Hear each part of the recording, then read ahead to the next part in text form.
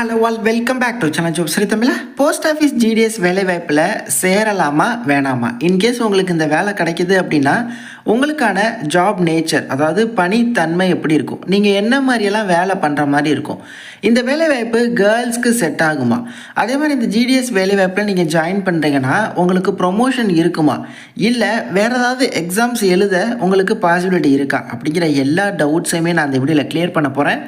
So இந்த ஒரு video பார்த்தாலே போதும், இந்த வேலைவாய்ப்பு பற்றின நிறைய புது தகவலை நீங்கள் நிச்சயமாக தெரிஞ்சுப்பீங்க. இது போன்ற ஃப்ரீ அப்டேட்ஸ்க்கு நம்ம சேனலை சப்ஸ்கிரைப் பண்ணிக்கோங்க. இந்த வீடியோ லிங்க் எடுத்து உங்கள் வாட்ஸ்அப் ஸ்டேட்டஸில் வைங்க, உங்கள் நண்பர்களும் பார்க்கட்டும்.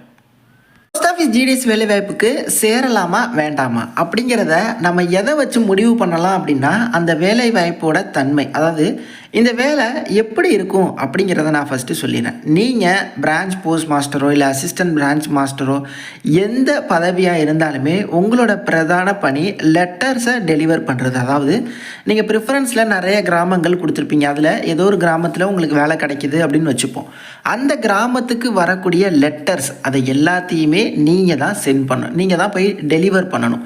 அந்தந்த வீட்டுக்கு போயிட்டு அந்த போஸ்ட்டை வந்து நீங்கள் அவங்களுக்கு டெலிவர் பண்ணணும். ஸோ ஃபஸ்ட்டு உங்களோட பிரதான வேலை லெட்டர்ஸை டெலிவர் பண்ணுறது.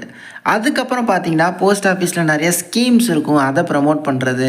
அதுக்கப்புறம் இந்த மாதிரியான பணிகள் தான் இருக்கும். முழுக்க முழுக்க ஃபீல்டு ஒர்க், அதாவது வெயில் மழை பார்க்காம லெட்டர்ஸ் டெலிவர் பண்ணணும், நிறைய ஏரியாஸ் நீங்கள் அலையணும், இது மாதிரியான பணி தான். இதை நீங்கள் மைண்டில் வச்சுக்கோங்க.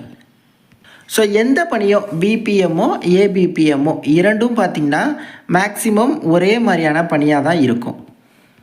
ஆனால் ஏபிபிஎம்க்கு மேலே தான் பிபிஎம் இருப்பாங்க. ஏபிபிஎம்மில் ஸ்டாம்ப்ஸ் சேல் பண்ணுறது, அப்புறம் வந்து இவங்களும் பார்த்திங்கன்னா மெயில் வந்து டெலிவர் பண்ணாது, அதாவது போஸ்ட் வந்து டெலிவர் பண்ணுறது, இது போன்ற வேலைகள் தான். ஓகே, அடுத்து இந்த வேலைவாய்ப்புக்கு பெண்கள் வந்து தகுதியா, பெண்கள் அப்ளை பண்ண தகுதி, அவங்களுக்கு இந்த வேலை பொருந்துமா அப்படின்னா பொருந்தும். நிறைய பெண்கள் ஆல்ரெடி ஜிடிஎஸ்ஸாக வேலை பார்த்துட்டு இருக்காங்க. ஃபீல்டு ஒர்க் தான், பட் கஷ்டப்படணும் தான்.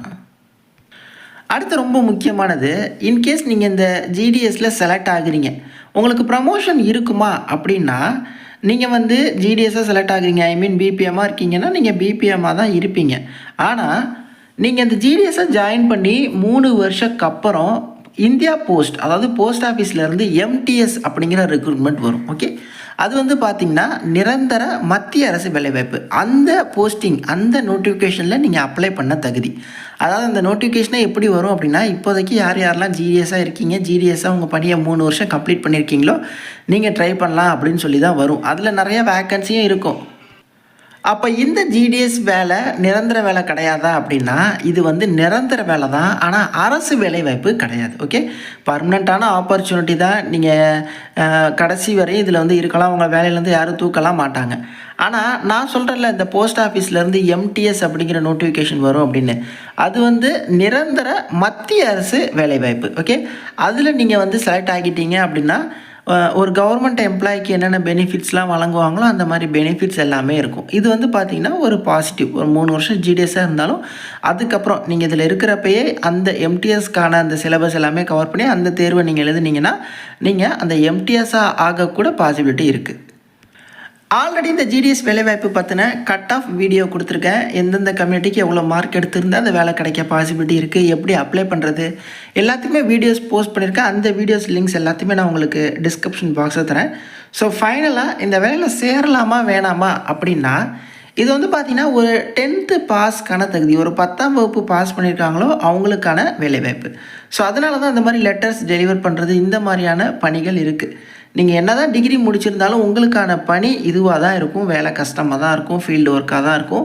அவங்க சொல்கிற நேரங்களை விட கூடுதல் நேரமும் நீங்கள் வேலை பண்ணுற மாதிரி இருக்கும். ஓகே, ஆனாலுமே நீங்கள் ஒரு 3 வருஷம் இந்த வேலையில் இருந்தீங்கன்னா அடுத்து இந்த எம்டிஎஸ் பணி எழுதுறதுக்கான வாய்ப்பு இருக்குது. ஆனால் அது எழுதின எல்லாருமே பாஸ் அப்படின்னு சொல்லிட முடியாது, பட் அது ஒரு ஆப்பர்ச்சுனிட்டி. அதில் நல்லா பர்ஃபார்ம் பண்ணுற, நல்ல அந்த எக்ஸாம் நல்லா எழுதுகிறவங்களுக்கு அந்த எம்டிஎஸ் போக வாய்ப்பு வந்து இருக்குது. அடுத்து எழுத்து தேர்வு இல்லை, சொந்த ஊர்லேயே ஒரு வேலை, சம்பளம் கம்மியாக இருந்தாலும் அது வந்து பார்த்திங்கன்னா நிரந்தரமான ஒரு வேலை. உங்களை 2 வருஷம் வச்சுப்பாங்க, 3 வருஷம் அப்படிலாம் கிடையாது, நீங்கள் கடைசி வரையும் இந்த வேலையில் இருக்கலாம். ஸோ இதெல்லாமே பார்த்திங்கன்னா அட்வான்டேஜ் டிஸ்அட்வான்டேஜ் எல்லாமே இருக்கக்கூடிய ஒரு பணி தான். இதில் நீங்கள் விண்ணப்பிக்கலாமா போகலாமா அப்படிங்கிறத நீங்கள் தான் முடிவு பண்ணணும். அதை விட நீங்கள் உங்கள் கிராமத்தில் இல்லை உங்கள் இதில் நிச்சயமாக இந்த ஜிடிஎஸ் பணியில் இருப்பாங்க. அவங்கள்ட்ட நீங்கள் ஒரு ரெஃபரன்ஸ் கேட்கலாம். இது வேலை எப்படி இருக்குது, இது மாதிரி இருக்குமா, இதில் சேர்ந்தா என்ன ஸ்கோப்பு, இது எல்லாத்தையுமே தெரிஞ்சுட்டு அதுக்கப்புறம் வந்து நீங்கள் அப்ளை பண்ணுங்கள். நீங்கள் இதில் சேர முயற்சிங்க. ஏதாவது ஜிடிஎஸ்ஸாக இருக்கிறவங்க இந்த வீடியோவை பார்த்துட்ருக்கீங்க அப்படின்னா உங்களோட ஃபீட்பேக்ஸை கமெண்ட் பாக்ஸில் போடுங்க. நான் அதை பின் பண்ணி விடுறேன். அதாவது உங்களுக்கு என்ன மாதிரியெல்லாம் வேலை இருக்கும், இதில் இருக்கக்கூடிய அட்வான்டேஜ் டிஸ்அட்வான்டேஜ் எல்லாத்தையுமே மென்ஷன் பண்ணி அடுத்து என்ன வீடியோ வேணும் அப்படிங்கிறதே கமெண்ட் பாக்ஸில் மென்ஷன் பண்ணுங்கள். தேங்க்ஸ் ஃபார் வாட்சிங். Take care and bye. Tata.